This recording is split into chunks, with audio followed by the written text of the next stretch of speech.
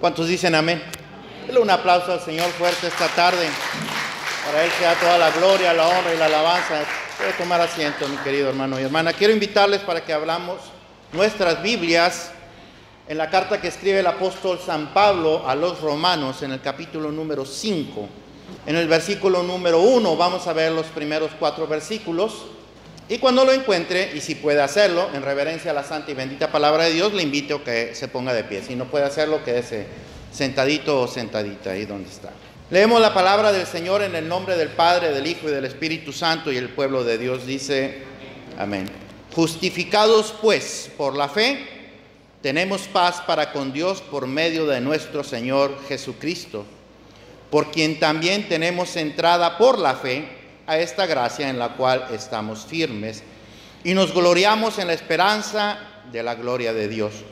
Y no solo esto, sino que también nos gloriamos en las tribulaciones, sabiendo que la tribulación produce paciencia, y la paciencia prueba, y la prueba esperanza. Padre precioso, gracias Señor por tu palabra. Y oramos, Señor, para que tu palabra tenga el efecto en nosotros que tú estás esperando.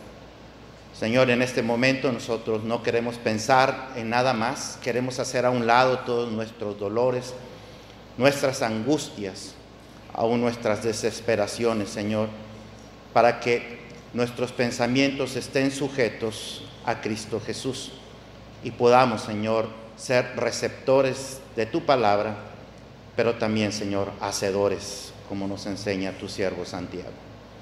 Oramos en el precioso, maravilloso y poderoso nombre de nuestro Señor y Salvador Jesucristo, y el pueblo de Dios dice, amén. Puede tomar asiento, mi amado hermano y hermana.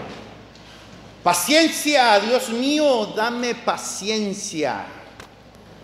¿Cuántas veces habremos dicho esta frase muchos de nosotros?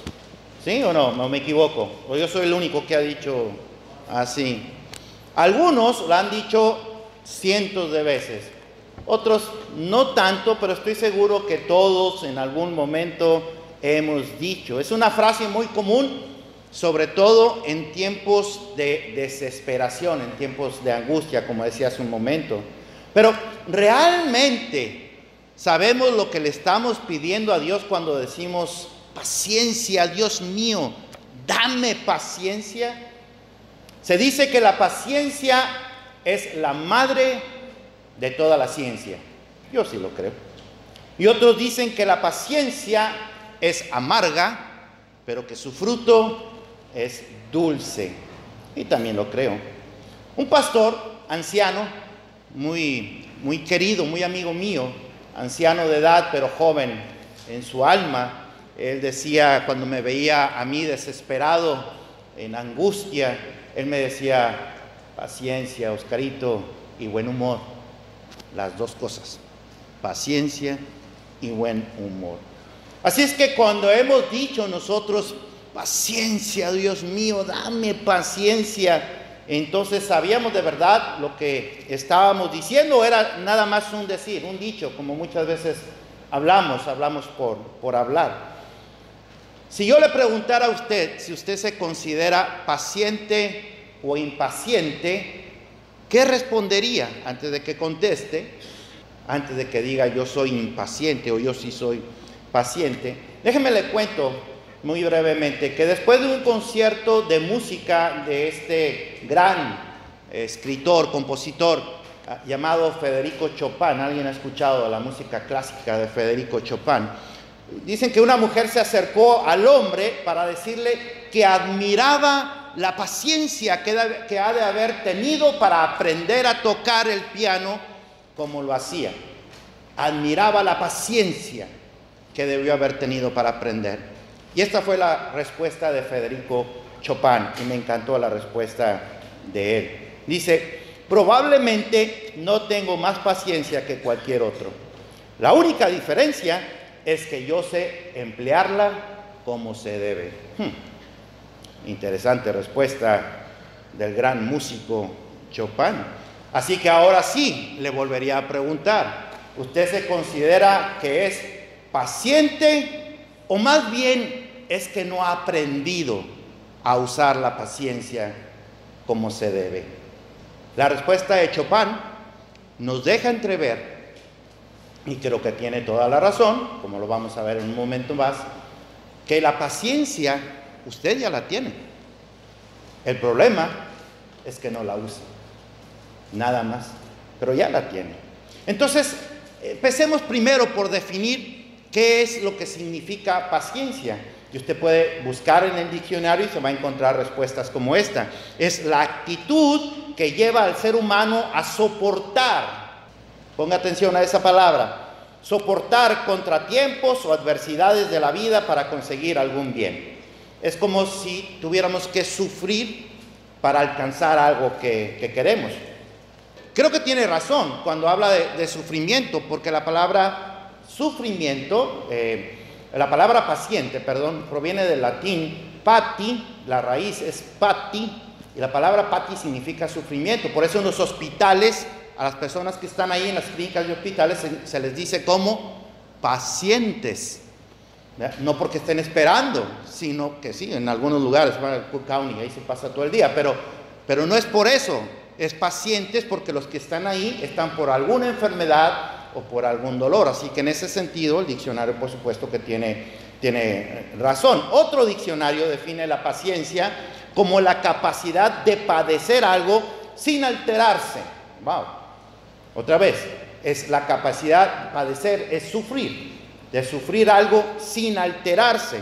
También dice que es la capacidad de hacer cosas pesadas o minuciosas, es decir, cosas que tienen mucho detalle, y dice que es la cualidad de saber esperar algo cuando se desea mucho.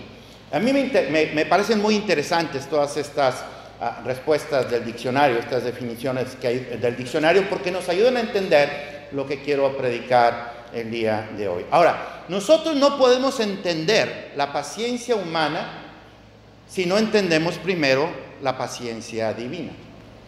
No podemos desligar la paciencia humana de la paciencia divina. El diccionario bíblico dice, hablando de la paciencia de Dios, dice que es esa virtud que tiene Dios cuando no castiga inmediatamente las ofensas que le hace el ser humano. Eso es paciencia, cuando Dios aguanta, y vaya que nos ha aguantado bastante. Algunos de nosotros creo que nos hemos extralimitado con Él, pero nos ha aguantado, y se ha aguantado el perdonarnos, el castigarnos, y no solamente eso, sino que nos ha perdonado y nos ha abrazado con su amor. Tiene mucho sentido, porque el apóstol Pablo dice que para que Dios pudiera perdonar nuestros pecados y no castigarnos como merecíamos, dijo que tuvo que pasar por alto, y esa es la palabra que utiliza en Romanos capítulo 3, versículo 25, tuvo que pasar por alto nuestros pecados. Y en Romanos 9, 22 dice que soportó con paciencia al hombre pecador, y por eso no derramó su ira. Y en Romanos 2, 4 dice que esa misma paciencia fue la que nos guió a nosotros para venir al arrepentimiento. Fíjense nada más cómo ha sido Dios. Ha soportado nuestro pecado, y no nada más lo ha soportado, sino que en esa paciencia nos ha empujado, nos ha guiado para venir a los pies del Señor Jesucristo cuando hemos venido en arrepentimiento y lo declaramos como Señor y Salvador. Así que la paciencia es una virtud de Dios, pero esa virtud de Dios la ha depositado en el creyente, o sea, en usted y en mí. ¿Cómo lo sabemos? Muy simple, porque la palabra del Señor nos enseña, y hay multitud de pasajes que nos enseñan eso. Podría decir Romanos, 1 Corintios, 2 Corintios, Colosenses. Todos esos pasajes nos hablan de que Dios nos está conformando a la imagen de su Hijo. Y si Dios nos está conformando a la imagen de su Hijo, es decir, nos está haciendo parecernos a su Hijo, ese es el objetivo de Dios con nosotros, hacer que nos parezcamos a su Hijo, y su Hijo es ejemplo de paciencia, pues entonces si Él nos está haciendo como su Hijo, ha depositado en nosotros la paciencia. El problema es que somos nosotros los que o no hemos sabido usar la paciencia, o no hemos querido usar la paciencia, o tal vez en nuestra ignorancia no nos habíamos dado cuenta que Dios ya había depositado esa paciencia en nosotros y por eso no la hemos desarrollado. Y para eso es precisamente la prédica de esta semana y de la siguiente semana. La paciencia humana, entonces, es la capacidad que tenemos para soportar las tribulaciones de la vida.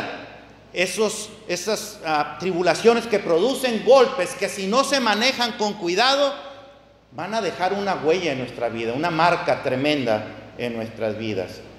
Ahora, la Biblia dice que el creyente debe tener por sumo gozo cuando se encuentre en pruebas. Eso lo dice Santiago, capítulo 1, versículos 2 y 3. Entonces la paciencia es el resultado ¿de qué? De la prueba. La paciencia es el resultado de la prueba. Dice, sabiendo que la fe es la que produce la paciencia, es lo que dice Santiago. Entonces la paciencia es el resultado de la fe. Y Santiago también pone el ejemplo del justo Job, ahí en capítulo 5, versículo 11, y todos nosotros conocemos la historia de Job. Humanamente hablando, fuera de nuestro Señor Jesucristo, no existe, y yo creo que no existirá ningún hombre que sufrió lo que sufrió Job.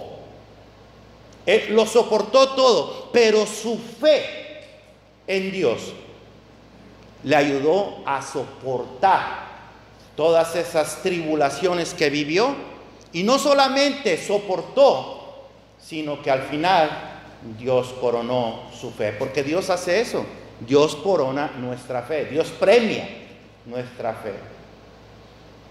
Y por eso lo pone Santiago como un ejemplo. Yo creo que es un buen ejemplo a seguir. Para nosotros como ministros del Evangelio debe ser una virtud fundamental que debemos demostrar, que debemos realmente proyectar en las personas a quienes ministramos, según 2 Corintios capítulo 6, versículo 4, y según también 2 Corintios capítulo 14, versículo 22. O sea, un ministro sin paciencia no puede ser ministro, así de simple. Y cuando hablo de ministro no me estoy refiriendo solamente a los pastores, me estoy refiriendo a todos los que ministran la palabra del Señor, todos los siervos del Señor, todos los que desarrollan un ministerio en la iglesia del Señor. Y es tan importante que si usted va al libro de Apocalipsis, se va a encontrar una cantidad de veces como el Señor nos llama a los creyentes para desarrollar la paciencia. Y usted y yo, como cristianos, además de como ministros del Evangelio, como cristianos, estamos llamados a desarrollar la paciencia, esa paciencia de Cristo que está en nosotros, según segunda de Tesalonicenses capítulo 3, versículo 5. Entonces, ¿por qué es importante la paciencia? ¿Por qué cree usted que es importante la paciencia? Bueno, porque la paciencia nos ayuda a mantener la unidad, ya sea de la familia, en el trabajo, aún en la iglesia. Usted ve Efesios capítulo 4, versículos 1 al 4, y usted va a ver ahí cómo la paciencia ayuda a mantener la unidad. Nos ayuda a soportarnos unos a otros, como decía Gustavo hace un momento. A veces qué difícil es, ¿no? Soportarnos unos a otros. Pero es algo que nos llama a hacer el Señor, porque es donde realmente mostramos el amor de Cristo, es donde nosotros hacemos la diferencia. Alguien dice, pero es que a los cristianos no les debería de caer gordo nadie. Bueno, pues, ese es un muy buen deseo, pero la realidad es que a los cristianos nos caen gordos muchas personas, ¿sí o no? Pero Dios nos llama a que soportemos, a que seamos tolerantes. Pero yo creo que la razón principal se encuentra en Hebreos 10:36 de por qué debemos desarrollar paciencia. Porque Hebreos 10:36 nos dice que sin paciencia no podemos hacer la voluntad de Dios. Y usted y yo hemos venido para hacer la voluntad de Dios, ¿sí o no?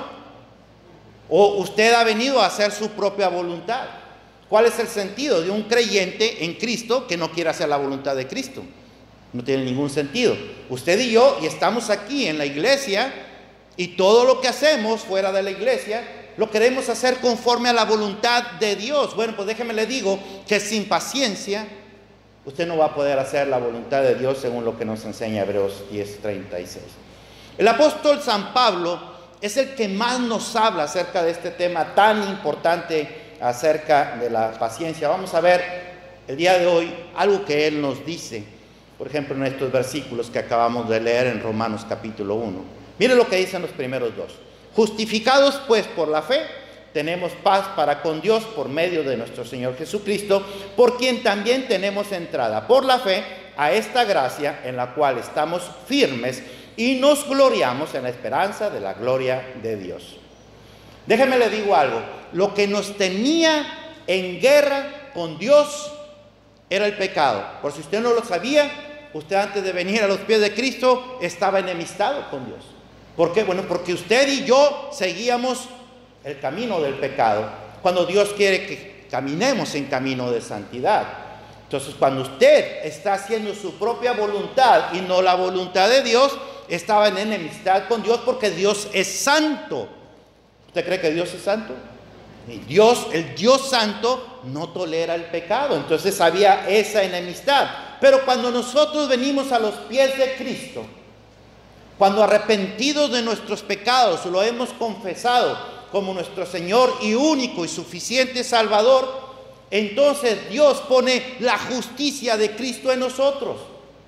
Ahora Dios, a pesar de que usted y yo somos viles pecadores, nos ve como justos. Y entonces dice el Señor, ahora estamos en paz.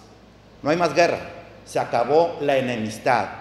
Cristo hizo posible que Dios terminara esa enemistad con nosotros. Miren nada más lo hermoso que tiene el sentido de la salvación. Ahora, no solamente nos dio la salvación, sino que si usted lee bien, aquí dice, por quien también tenemos entrada por la fe a esta gracia en la cual estamos firmes y nos gloriamos en la esperanza de la gloria de Dios. Hebreos 4:16 dice que usted y yo podemos entrar confiados al trono de la gracia. Antes no podíamos hacerlo. El trono de la gracia está abierto para todos los hijos de Dios. Por eso dice el apóstol Pablo que ahora podemos entrar confiadamente al trono del Rey. Y dice que ahí, en la presencia de Dios, podemos abrir nuestro corazón para recibir de Él misericordia y gracia. Y eso es lo que está diciendo el apóstol Pablo, por quien también tenemos entrada por la fe a esta gracia en la cual estamos firmes. Esa gracia nada ni nadie nos las quita. Y esta es la seguridad de la salvación. ¿Se acuerdan que estuve predicando acerca de la seguridad de la salvación? Son infinidad de versículos en la palabra de Dios los que nos hablan de esa permanencia de la salvación en nosotros. Dios es el que nos ha perdonado y Dios es el que nos mantiene firmes en Él. A veces fallamos. A veces algunos de nosotros, como su servidor, nos hemos desbalagado, nos hemos salido, nos hemos desviado. Pero al final, Dios volvió por su oveja y la regresó nuevamente al rebaño. Y a veces la ovejita, como su servidor, no entienden más que con disciplina. Y Dios a mí me disciplinó, pero me jaló porque me ama. Si no me amara, me hubiera dejado perdido. Pero me ama y me jaló. Entonces, por eso tengo esa firmeza. No porque yo sea muy firme por mí mismo, sino porque Dios me da esa firmeza. Y eso es lo que está diciendo el apóstol Pablo. Tenemos entrada por la fe a esta gracia en la cual estamos firmes y nos gloriamos en la esperanza de la gloria de Dios.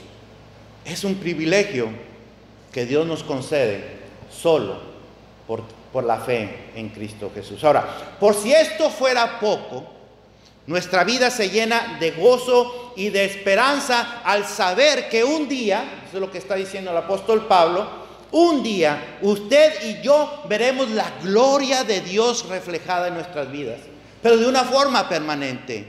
Porque hoy podemos ver la gloria de Dios. Yo la veo, la gloria de Dios en la iglesia Sublime Gracia.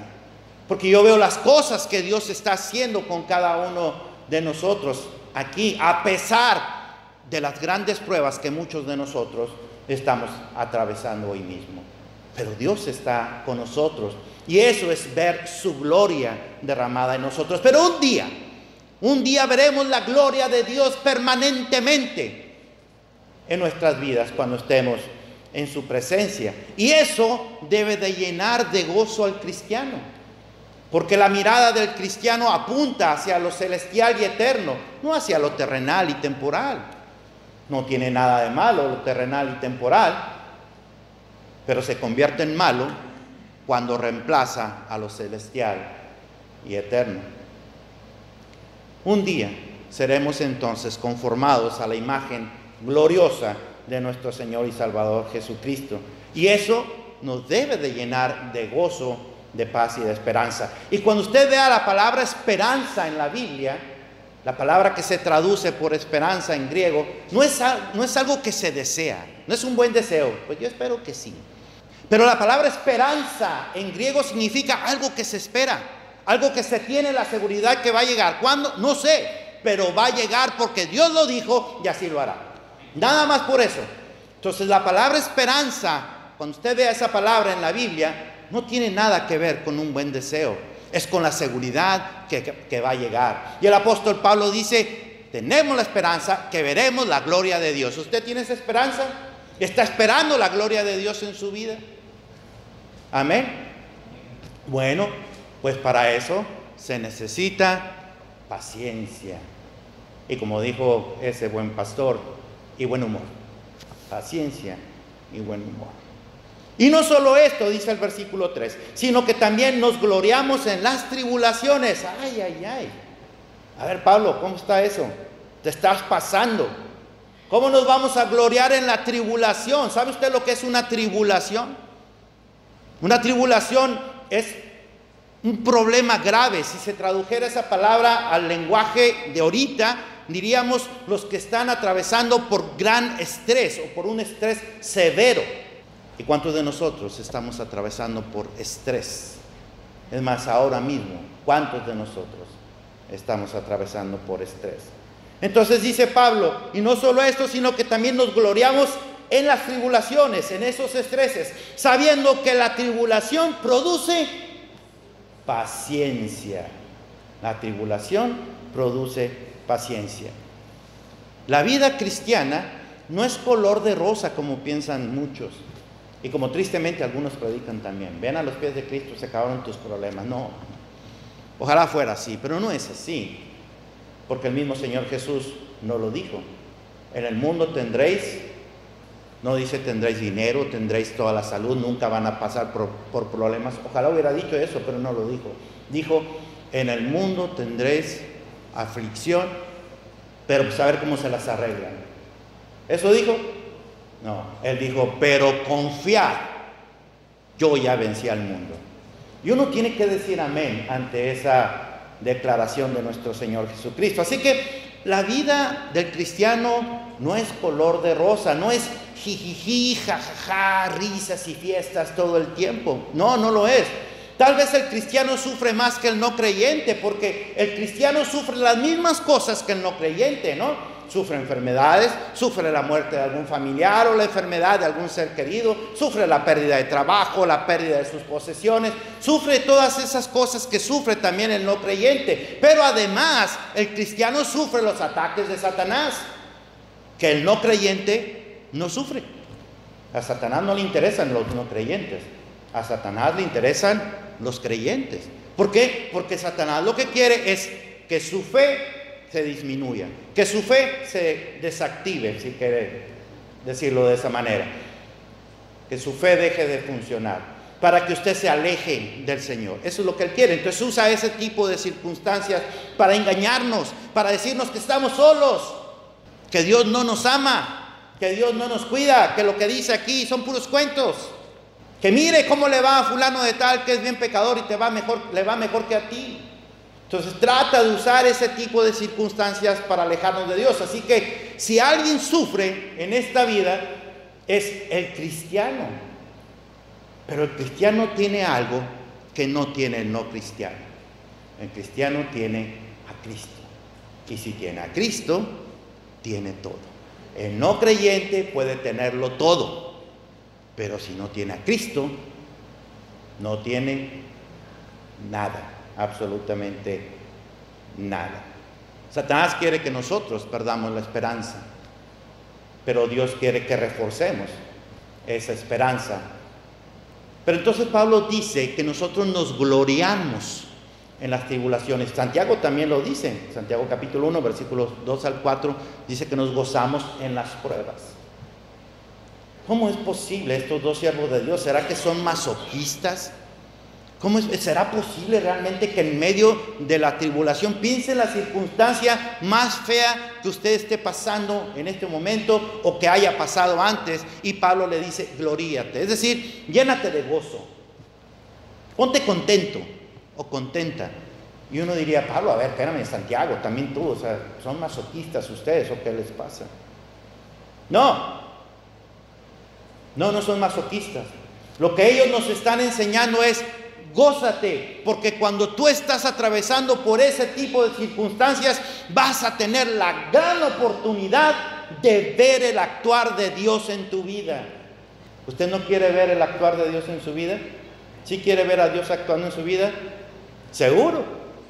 Porque cuando atravesemos entonces por circunstancias difíciles, entonces no se haga para un lado, no se aleje del Señor. No le reclame, ¿dónde estabas? ¿Por qué a mí, Dios mío? ¿Por qué a mí si soy tan bueno? Pero cuando esté atravesando por ese tipo de situaciones, gócese, porque Dios va a hacer algo en usted que de otra manera usted no lo hubiera visto. Era necesario pasar por eso para que se pudiera ver la gloria de Dios. Si no, ¿cómo la puede experimentar? ¿Cómo? En el jijiji, jajaja, no, ahí nadie experimenta nada. Ahí todo el mundo es cristiano. Cuando todo nos va bien, somos los mejores cristianos del mundo. Pero cuando van mal, es donde se ve, donde se prueba la verdadera fe. Entonces, nosotros seremos testigos del actuar de Dios.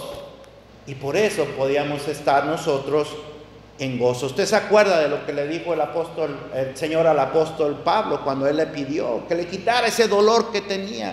3 veces le rogué, dice el apóstol Pablo. ¿Se acuerda? ¿Y qué fue lo que le dijo el Señor?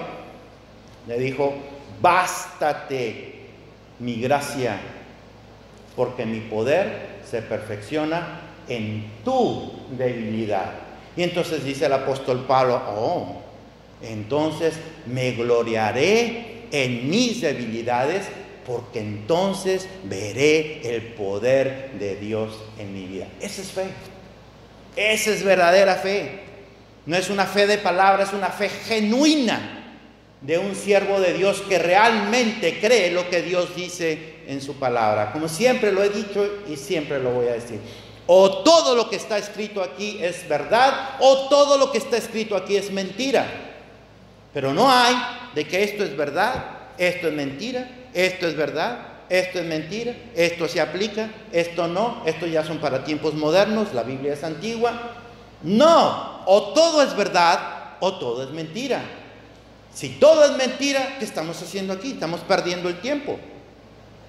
Pero si todo es verdad, ¿por qué dudar? ¿Por qué dudamos?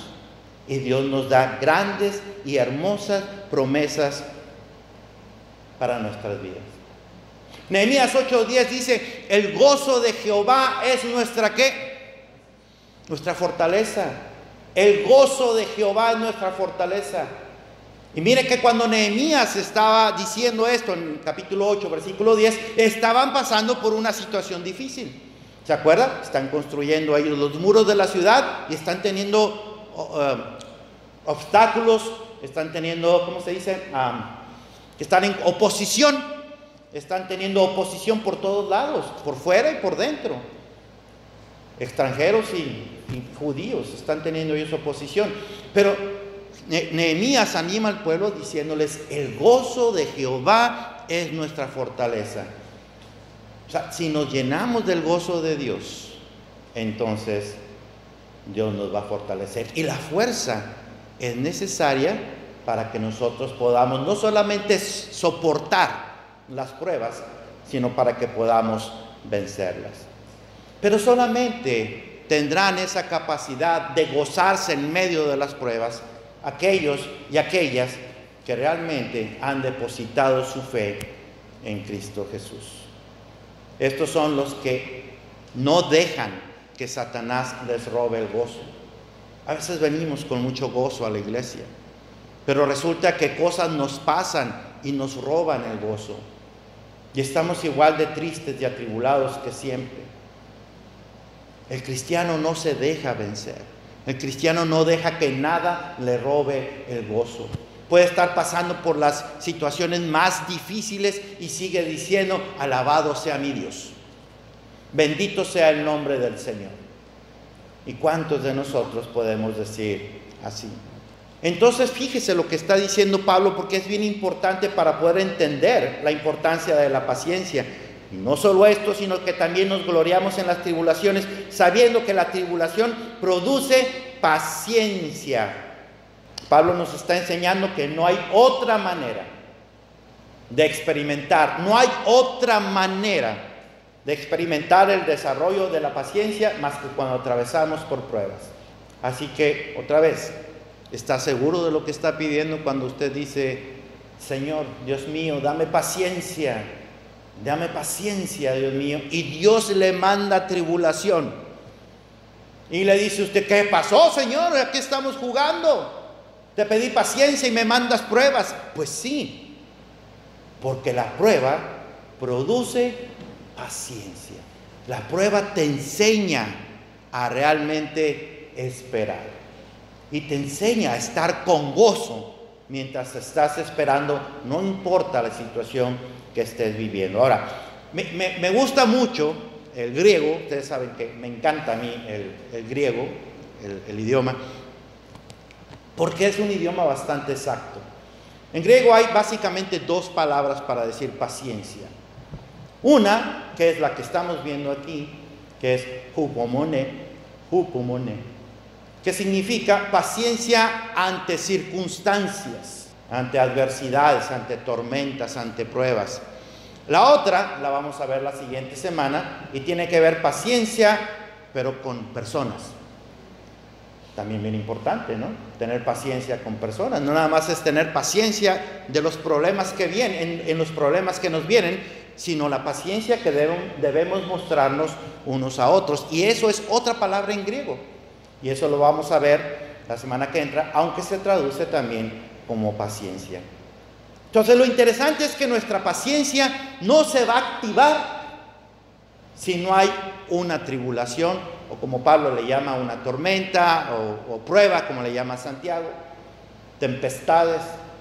Es la única forma en que se active la paciencia. Si no, ¿cómo se va a dar cuenta usted?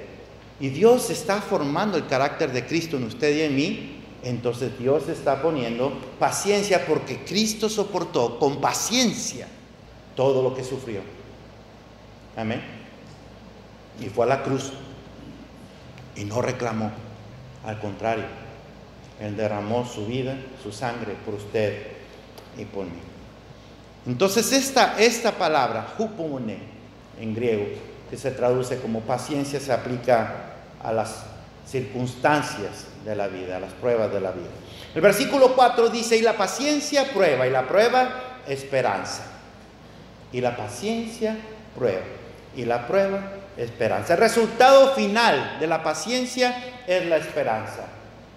Y otra vez, la esperanza, como dije hace un momento, no es un buen deseo. Es algo que estamos seguros que va a llegar. Y Pablo dice en el versículo 5 que la esperanza no avergüenza, no decepciona. Mire lo que está diciendo Dios, nos está dando la garantía de su palabra. Dice: la esperanza no avergüenza, no decepciona. La palabra de Dios no decepciona. Y por eso Pablo puede decir que nosotros podemos decirle a Dios: papito, papi. Romanos capítulo 8, versículo 5, o Gálatas capítulo 4, versículo 6. Abba, Padre, dice. nosotros podemos decirle Abba, Padre. La palabra Abba significa algo así como papito o papi. Vemos a Dios ya no como el juez, vemos a Dios como nuestro Padre. Y como nuestro Padre que es, está dispuesto a escucharnos. ¿Qué padre no está dispuesto a escucharnos? Si nosotros, siendo no perfectos, haríamos cualquier cosa por nuestros hijos, ¿cuánto más nuestro Dios, cuyo amor es perfecto, hará por sus hijos? Entonces nosotros podemos así acercarnos a Él con esa confianza de decirle, papito, y tener esa esperanza que no decepciona, porque Él nos lo ha asegurado en su palabra. Déjeme le digo algo. Y no me lo tome a mal lo que voy a decir, más bien vamos a ver el contexto de lo que quiero decir.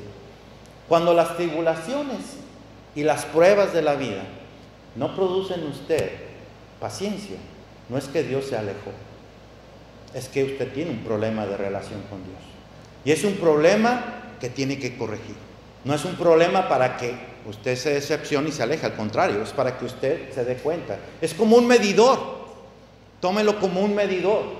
No tengo paciencia, entonces quiere decir que no estoy teniendo una relación como es debida con Dios. O no es correcta la relación que tengo con Dios, o no es suficiente la relación que tengo con Dios, o de plano no tengo ninguna relación con Dios. Soy creyente religioso, pero no tengo ninguna relación con Dios. Entonces ser creyente religioso para Dios es nada. A Dios no le impresiona absolutamente nada de eso, ni nada de eso cambia nuestras vidas. Entonces cuando nosotros sentimos que somos impacientes, es porque no estamos desarrollando la paciencia que Dios ya nos dio, y entonces quiere decir que tenemos un problema de relación con Él. Es cuando Dios nos está diciendo, búscame, si te estoy mandando esto, o estoy permitiendo que esto pase en tu vida, porque tampoco es que todo lo malo que nos pasa a Dios lo mandó. A veces uno dice así, ¿no? Que pasa algo malo y bueno, pues era la voluntad de Dios. No le echa la culpa a Dios. A veces somos nosotros también los que provocamos las cosas, pero Dios lo permite, porque Dios siempre tiene propósito en todas las cosas. Eso es diferente. Entonces cuando Dios, ya sea que Él lo mande o ya sea que Él lo permita que sucedan ese tipo de cosas en su vida y en mi vida, es porque nos está hablando, nos está llamando la atención de alguna manera, nos está diciendo, hey, confía en mí, mira, pon tu mirada en mí, pon tu fe en mí, no veas lo que está, no veas el mar rojo, no veas lo profundo del mar, lo ancho del mar, lo imposible de cruzar, no veas eso, veme a mí. Y por eso Dios permite ese tipo de cosas. Entonces cuando no hay paciencia, quiere decir que eso está fallando en usted y en mí. Pedimos paciencia y Dios nos manda tormentas, porque en la tormenta es donde se desarrolla la paciencia. Y la paciencia se perfecciona en la tormenta. ¿Usted cree eso? En conclusión, la paciencia, mi querido hermano y hermana, ya es una virtud que ya Dios depositó en usted y en mí. Ya está en usted y en mí. No tenemos que pedir paciencia. Lo que podemos decirle al Señor es, ayúdame a desarrollar la paciencia, pero no actúe como si usted no la tuviera, porque Dios ya se la dio. Pídale al Señor que le ayude a desarrollar esa paciencia. Si usted no tiene una relación con Cristo, entonces es el momento en que usted le entregue su vida a Él y le diga, Señor, toma el control de mi vida y enséñame, Señor, a usar la paciencia que estás depositando en mí. Entréguele su vida a Cristo si no lo ha hecho, y si lo ha hecho, dígale al Señor que le enseñe cómo desarrollar la paciencia. La paciencia, déjeme le digo lo que no significa. Paciencia no significa que usted agache la cabeza y aguante los trancazos, que tenga una actitud de derrotista, pues ya estaría de Dios. No, eso no es paciencia. Eso no es paciencia, eso es cobardía. Paciencia es pararse frente de los problemas como decimos en México, no sé cómo digan en otras partes, es ponerle el pecho a las balas, es no tener miedo, es querer enfrentar lo que venga sabiendo que Dios está conmigo y le voy a ganar a lo que venga. ¿Cuándo? No sé, a lo mejor en un ratito, a lo mejor va a pasar algún tiempo, pero Dios está conmigo y tengo la esperanza. Amén. La paciencia es un fruto del Espíritu Santo. Si alguien preguntaba, bueno, ¿cómo sabe usted, pastor, que la paciencia es algo que Dios nos ha dado? Gálatas 5:22. La paciencia está entre el fruto, en el fruto del Espíritu Santo que ha depositado en cada creyente. Y la paciencia es compañera de la fe y de la esperanza. Y la fe y la esperanza son compañeros del gozo. Todas van juntitas. El que tiene una, tiene todos. Y todo comenzó cuando empezaron a llegar esas situaciones. Bueno, todo comenzó cuando venimos a los pies de Cristo, pero todo comenzó a ver el desarrollo de esa paciencia cuando empezaron a llegar los problemas de la vida. Y empezamos a ver que tenemos un Dios que no nos deja. Que como cantábamos hace un momento, sendas Dios hará donde piensas que no hay. Él obra en maneras que ni siquiera podemos entender. Dios nos da el ánimo y la fortaleza que nosotros necesitamos para resistir y para vencer. Para terminar, le voy a dar 3 consejos. Y están ahí en sus boletines. 3 consejos. ¿Cómo se desarrolla la paciencia? Número 1. Busque momentos para relajarse. Busque momentos para relajarse. Les voy a hablar como pastor, pero también como consejero. Busque un momento o momentos para relajarse. Las personas que están bajo mucha presión tienden a ser más impacientes cuando no buscan un momento de relajamiento, sino que se dejan envolver por el ambiente de tensión. Entonces, descargue su ansiedad. Cante, lea, haga ejercicio, salga a pasear, haga cosas que le son placenteras. Hágalo. Hágalo aun cuando está en medio de la tormenta. Deje todo, deje a un lado todo. Olvídese de todo por un momento y salga y relájese. Haga las cosas que siempre ha querido hacer, pero no puede, como irse a caminar, como irse a salir, a pasear, vaya al parque, vaya al museo, cante. Pero lo más importante es que desarrolle un hábito, un buen hábito, que le va a ayudar a manejar mejor el estrés, la tensión, la presión. Entonces busque un momento o busque momentos para relajarse. Número 2, busque soluciones alternativas. Siempre hay otra forma. Un camino hará donde no lo hay. Siempre hay situaciones, siempre hay una alternativa. Siempre. Pero la impaciencia no nos permite pensar coordinadamente. La paciencia, sí. La paciencia nos ayuda a pensar que no todo está cerrado, que hay alguna salida. Tiene que haber una salida. Un proverbio, creo que chino, dice: si tu problema tiene solución, ¿para qué te preocupas? Y si no tiene solución, ¿para qué te preocupas? Tiene sentido, ¿no? Cuando yo era subdirector de ventas en una compañía en México, me acuerdo que le decía siempre a mi grupo de vendedores, cuando teníamos un objetivo para alcanzar, porque las compañías se manejan por objetivos de ventas, y algunos me decían: es que no se puede. Y yo les decía: pero no me digas que no se puede, eso yo ya lo sé. Dime cómo sí. Dime cómo sí.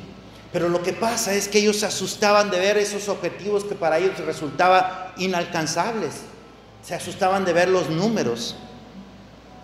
no veían las tendencias del mercado, no veían los planes de competencia, se asustaban de ver los números. Y lo que yo hacía en ese tiempo es que me los llevaba a todo mi grupo de vendedores, les hacía una carnita asada, me los llevaba a los juegos, a ver el fútbol o el béisbol, los relajaba, y cuando ellos estaban más relajados podían pensar en alternativas para alcanzar los objetivos. Cuando estamos relajados podemos ver alternativas, podemos ver que en realidad no era cuadrado el problema, que siempre hay una salida. Y número 3, busque a Dios. Pero pastor, esto es lo más importante, ¿sí? Por eso lo dejé al último. Porque buscando a Dios es como se dan las 2 primeras. Solamente buscando a Dios, porque Dios hace que activemos esa paciencia, que activemos esa paz, esa esperanza, ese gozo, para que nosotros podamos tranquilizarnos, relajarnos y buscar siempre otras alternativas y esperar en Él. Así que lo puse al último, pero lo más importante. Usted y yo y todos atravesamos por tribulaciones o tempestades, o como dice Santiago, por pruebas. Pero en todas ellas Dios está presente. Sendas Dios hará donde piensas que no hay. ¿Usted cree eso? Vamos a alabar al Señor.